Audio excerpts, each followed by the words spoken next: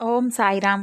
శ్రీ సచ్చిదానంద సమర్థ సద్గురు సాయినాథ్ మహారాజ్‌కి జై. మన సాయి కుటుంబ సభ్యులందరికీ నమస్కారం అండి. ఎలా ఉన్నారు? ఏం చేస్తున్నారు? మీరందరూ కూడా సంతోషంగా, క్షేమంగా, ఆరోగ్యంగా ఉండాలని, సాయినాథుని యొక్క ఆశీస్సులు మనపై ఎప్పుడూ ఉండాలని మనస్ఫూర్తిగా ఆ సాయిని వేడుకుంటూ ఈరోజు వీడియోను మొదలుపెడుతున్నాను. ఇక ఈరోజు వీడియోలో బాబాగారి సందేశం ఏమిటో తెలుసుకుందాం. ఇక ఈరోజు బాబాగారి సందేశం ఏమిటి అంటే, ప్రాణాపాయ స్థితిలో ప్రమాదం పొంచుకొచ్చేటటువంటి ఒక పెద్ద ప్రమాదం నీ ముందుకు రాబోతుంది. కాబట్టి చెడు సమయం తరిమేటటువంటి ఈ సమయంలో ఇప్పుడే ఈ క్షణమే ఈ ఊదిని తాకి, ఈ ఊదిని తీసుకొని ధరించి నీ మనసును ప్రశాంతంగా ఉంచుకో. ఇంతకు ఆ చెడు సమయం ఏమిటి? ఎందుకు నీ దగ్గరకు రాబోతుందో కూడా తెలుసుకో. మరి ఈ సందేశానికి ఉన్నటువంటి అర్థం ఏమిటో తప్పకుండా తెలుసుకుందామండి. అంతకన్నా ముందు మన ఛానల్‌ని ఎవరైనా కొత్తగా చూస్తున్న వారైతే ఛానల్‌ను సబ్స్క్రైబ్ చేసుకొని, వీడియో కనుక మీకు నచ్చితే లైక్ చేసి సపోర్ట్ చేయడం మాత్రం మర్చిపోకండి ఫ్రెండ్స్. బాబాగారి సందేశం గురించి తెలుసుకుందాం. ప్రమాదం పొంచి ఉంది. కాబట్టి ఇప్పుడే ఈ క్షణమే ఇదిగో ఈ సాయి ఊదిని తీసుకొని ధరించు.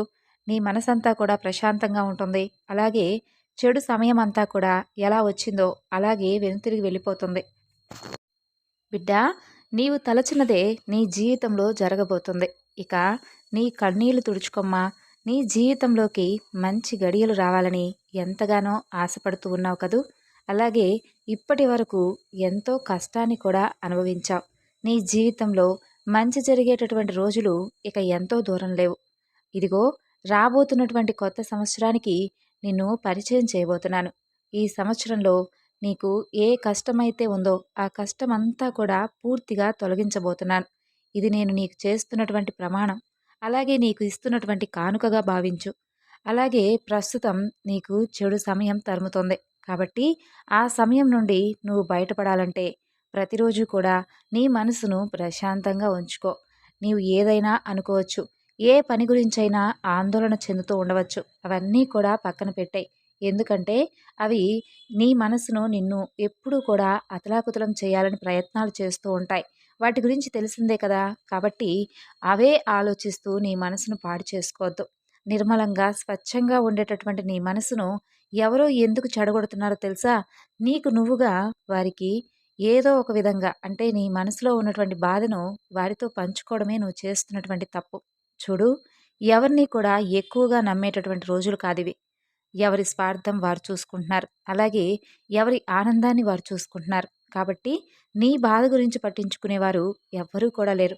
నిజం చెప్పాలంటే నీ బాధను అర్థం చేసుకొని నిన్ను నిన్నుగా ప్రేమించేవాళ్ళు, నిన్ను ఆపద నుండి కట్టెక్కించేవారు ఎవరో తెలుసా? నువ్వు మనస్ఫూర్తిగా నమ్మినటువంటి నీ దైవమే. నిజం. ఎవరి గురించి కూడా ఎప్పుడూ కూడా తప్పుగా మాట్లాడినటువంటి నీకు ఈ కష్టాలు, సమస్యలు కొత్తవి కాదు కదా! చూడు, ఓర్పు, సహనం అనేది నీకు మొదటి నుంచి ఎప్పుడూ కూడా నిండుగా ఉంటాయి. అలాగే బాబాగారి సందేశాన్ని కొనసాగించే ముందుగా మనకు ఎన్నో సమస్యలు, ఇబ్బందులు ఎదుర్కొనేటటువంటి పరిస్థితులు ఎదురవుతాయండి. అలాంటప్పుడు మనకు తెలిసినటువంటి ఎవరైనా గురువుగారి సలహా పాటిస్తే బావుండనిపిస్తుంది కదా! మన సాయిబాబా వారి ఆశీస్సులతో జ్యోతిష్యం చెబుతారండి గురువుగారు. చాలా చక్కగా ఉన్నది ఉన్నట్లుగా మన గురించి, మనం ఏ సమస్య గురించైతే బాధపడుతున్నామో అంటే ప్రేమ, పెళ్లి, ఉద్యోగం ఇలా మన సమస్యను బట్టి శాశ్వతమైనటువంటి పరిష్కార మార్గాన్ని పూజల రూపంగా కానీ, పరిహార మార్గంగా కానీ తెలియజేస్తారు. ఇక్కడ స్క్రీన్ మీద కనిపిస్తున్నటువంటి ఈ నెంబర్‌కు కాల్ చేసి మీ సమస్య ఏమిటో గురువుగారికి తెలియజేసి ఆ సమస్య నుండి విముక్తి పొందండి. బాబాగారి సందేశాన్ని కొనసాగిద్దాం. నీ మనసు ఎప్పుడూ కూడా నిర్మలంగా ఉంటుంది. అలాగే ప్రశాంతంగా ఉంటుంది. కాకపోతే కొన్ని కొన్ని సమస్యలు నీకు ఎదురవడం వలన ఈ మధ్య ఎక్కువగా ఆలోచిస్తూ ఆ సమస్యలకు నువ్వు పూర్తిగా లొంగిపోవాల్సినటువంటి పరిస్థితులు ఏర్పడ్డాయి.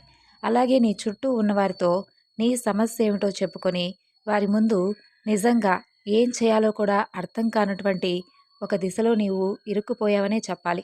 అలాగే వారి ద్వారా నీకు కాస్త ప్రమాదం కూడా ఉంది. ఎందుకంటే నమ్మిన వారిని ముంచడం అనేది ఈ లోకంలో ప్రతి ఒక్కరికి కూడా తెలిసినటువంటి విద్యే.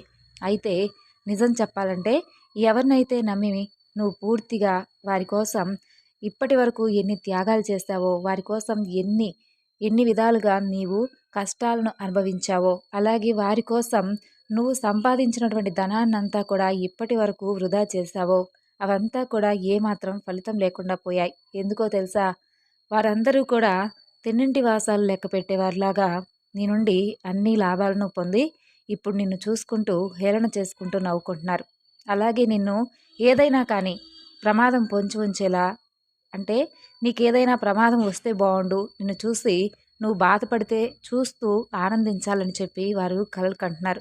చూడు, ఈ సాయి నీకు అండగా ఉండగా వారి కలలన్నీ కూడా కుక్కిపాలు చేస్తాను. వారికి ఎప్పుడు ఏ విధంగా సమాధానం ఇవ్వాలో నాకు బాగా తెలుసు. అయితే నువ్వు కనీసం వారి గురించి కూడా ఎప్పుడూ కూడా పట్టించుకోకుండా, వారి చెడును కూడా కోరుకోకుండా నీ పని నువ్వు చేసుకుంటూ పోతూ ఉన్నావు చూడు. అదే నిజమైనటువంటి స్వచ్ఛమైనటువంటి మనసుకు, అలాగే మంచి మనసుకు నిదర్శనం. నీ మంచితనమే నీకెప్పుడూ కూడా శ్రీరామ రక్షగా నిన్ను కాపాడుతూ ఉంటుంది. అదే ఇప్పుడు కూడా జరిగింది. చూడు, ప్రతిరోజు కూడా ఈ విభూది ధారణ చేస్తూ ఉండు.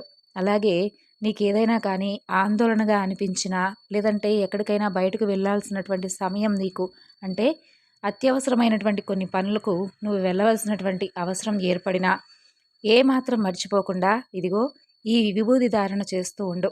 అలాగే ప్రతినిత్యము కూడా నీ మనసు నిర్మలంగా ఉంచుకునేందుకు కాసేపు భగవంతుని యొక్క అనుగ్రహాన్ని నువ్వు పొందాలంటే పూజా మందిరంలో సమయం గడుపు. ఎలాగో ప్రతిరోజు కూడా నా ముందు దీపారాధన చేస్తూ ఉంటావు. అలాగే నీ మనసులో ఉన్నటువంటి బాధంతా కూడా చెప్పుకుంటూ ఉంటావు. కాకపోతే నీకున్నటువంటి కొన్ని పనుల రీత్యా నువ్వు హడావిడిగా ఏదో పూజ చేశానంటే చేశాను, బాబా దగ్గర కూర్చున్నానంటే కూర్చున్నాను, కాసేపు ఆయనకు నా బాధను చెప్పుకున్నాను, ఈ విధంగా ఉంటున్నావే తప్ప నిజం చెప్పాలంటే నీ మనసంతా కూడా ఇప్పుడు ఎక్కువ ఆలోచనలు దేనిపై ఉన్నాయో తెలుసా? నీ ముందున్నటువంటి కష్టం, అలాగే నీ కోసం వస్తున్నటువంటి ఏదైనా కానీ అంటే ఒక సమస్య తర్వాత మరొక సమస్య వస్తుందని నువ్వు పూర్తిగా దాని గురించే ఆలోచిస్తూ బాధపడుతూ ఉండడం. కాబట్టి నీవు ఎక్కువగా దైవనామ స్మరణ చేస్తూ ఉండు. నీ మనసులో ఉన్నటువంటి ఆ ఆలోచనలు, ఆందోళనలు అటన్నిటినీ కూడా నాకు అప్పగించావు కదా! వాటి గురించి నేను చూసుకుంటాను. ఇక నువ్వు వాటి గురించి పూర్తిగా మర్చిపో. కేవలం నేనున్నానని నీకు మనస్ఫూర్తిగా నమ్మావు కదా! కాబట్టి ఆ నమ్మకాన్ని నేను మాత్రం ఏమాత్రం వమ్ము చేసుకోకుండా జాగ్రత్తగా నిన్ను రక్షించుకోవడమే నా బాధ్యత. నీవు నన్ను ఏకాగ్ర చిత్తంతో ఎప్పుడూ కూడా ధ్యానిస్తూ ఉంటే చాలు. ఇక ధ్యానం అనేటటువంటి ఒక గొప్ప అనుభూతి నీకే విధంగా ఉంటుందో తప్పకుండా నేను చవి చూపిస్తాను. చూడు బిడ్డ, ఇప్పటి వరకు నువ్వు పుట్టినప్పటి నుండి పడుతున్నటువంటి కష్టాలు కానీ, సమస్యలు కానీ ఇవన్నీ కూడా నీకు కొత్తేం కాదు కదా! ఇప్పుడు నీకు రాబోతున్నటువంటి కష్టం కూడా పెద్దదేం కాదు. ఎందుకంటే నీ నుండి లాభం పొందిన వారు నీకే హాని తలపెట్టాలని చూస్తున్నారు. కాబట్టి వారి నుండి ఆ కష్టం నీకేమీ పెద్దదిగా కాకుండా నేను నిన్ను జాగ్రత్తగా రక్షించుకుంటాను. కొంచెం అంటే కొంచెం ఓపికతో ఉండు. నీ పనేదో నువ్వు చేసుకుంటూ వెళ్ళు. అలాగే ఎవ్వరితో కూడా నీ సమస్య కానీ, లేదంటే నువ్వు పడుతున్నటువంటి ఆవేదన కానీ వారికి వ్యక్తపరచవద్దు. తప్పకుండా నువ్వు వెళ్ళే దారిలో గొప్ప లాభాన్ని, విజయాన్ని సాధిస్తావు. అది కూడా రాబోతున్నటువంటి కొత్త సంవత్సరంలో. ఇప్పుడు మాత్రం కాస్త కష్ట సమయం అనే చెప్పాలి. కాబట్టి ఈ సమయంలో నువ్వు నిర్మలంగా, అలాగే ఆందోళన చెందకుండా, ఎక్కువగా ఆలోచించకుండా మనసును ప్రశాంతంగా ఉంచుకుంటావు అనుకుంటున్నాను. అలాగే ఎవరి నుండి కూడా నీకు ఎలాంటి హాని రాదని నేను నీకు మాటిస్తున్నాను. ఎవరైనా నీకు హాని తలపెట్టాలని చూస్తే వారే ఇబ్బందుల్లో ఎదుర్కొంటారు. అలాగే ఇబ్బందులో కూరుకుపోతారు. అలాగే మనది అది రాసిపెట్టుంటే ప్రపంచంలో ఎక్కడ ఉన్నా కానీ మనల్ని వెతుక్కొని ఏ విధంగా అయితే వస్తుందో, అంటే అది వస్తువైనా మనిషి అయినా, అలాగే నీదని రాసిపెట్టినటువంటి గొప్ప జీవితం ప్రపంచంలో ఎక్కడ ఉన్నా సరే నేను తప్పకుండా వెతుక్కొని మరీ రాబోతుంది. ఇన్ని రోజులు నువ్వు పడినటువంటి కష్టానికి శాశ్వతమైనటువంటి పరిష్కార మార్గాన్ని ఈ బాబా నీకు చూపించబోతున్నాడు. ఇప్పటి వరకు ఎన్నో సంవత్సరాల నుండి బాబా బాబా అనుకుంటూ నిన్ను తప్ప మరెవ్వరినీ కూడా నమ్ముకోకుండా నీపై కొండంత ఆశను, నమ్మకాన్ని పెట్టుకున్నటువంటి నాకు ఇప్పటి వరకు ఎలాంటి లాభం కానీ, ఆనందం కానీ నువ్వు ఎప్పుడూ ఇచ్చింది లేదు బాబా అంటూ ఉంటావు కదా! ఆ మాటలన్నీ కూడా వమ్ము చేసి నీకు నిజమైనటువంటి ఆనందం ఏమిటో, మంచి ఆనందకరమైనటువంటి జీవితం ఏ విధంగా ఉంటుందో అవన్నీ కూడా నీకు పరిచయం చేస్తాను. అలాగే త్యాగం యొక్క ఫలితం ఎప్పుడూ కూడా వృధా కాదని తెలుసుకో. నీ కలను, నీ కన్నీటిని నీ అనుకున్న వాళ్ళు లెక్క పెట్టుకోకపోవచ్చు. కానీ నువ్వు ఏమాత్రం కూడా నీ అడుగులను పక్కదారి పట్టనివ్వద్దు. గుర్తుంచుకో, నీ ప్రతి అడుగు కూడా భగవంతుడి యొక్క సాక్షాత్కారాన్ని చూపించేలా ఉండాలి. కాబట్టి కొన్ని గాయాలు తగులుతాయి, కానీ వాటన్నిటినీ కూడా భరించావు. ఇక కూడా ఈ కొంత సమయం కూడా భరిస్తూ ముందుకు వెళ్ళు. తప్పకుండా నీకు అంతా మంచి జరుగుతుందమ్మా. త్వరలోనే నేను నీ ప్రార్థనలన్నిటికీ కూడా గొప్ప సమాధానం ఇచ్చేటటువంటి సమయాన్ని నీ ముందు పరచిపోతున్నాను. సంతోషంగా ఉంటావని ఈ సాయి నీ నుండి కోరుకుంటూ సెలవు తీసుకుంటున్నాడు. విన్నారు కదండి బాబాగారి సందేశం. ఈ సందేశం మీ అందరికీ నచ్చింది అనుకుంటున్నాను. మరి నచ్చితే తప్పకుండా మరికొంతమందికి షేర్ చేయండి. మరొక చక్కని బాబాగారి సందేశంతో మరలా కలుసుకుందాం. అంతవరకు నమస్కారం. ఓం సాయిరామ్. సర్వేజన సుఖినో భవంతు.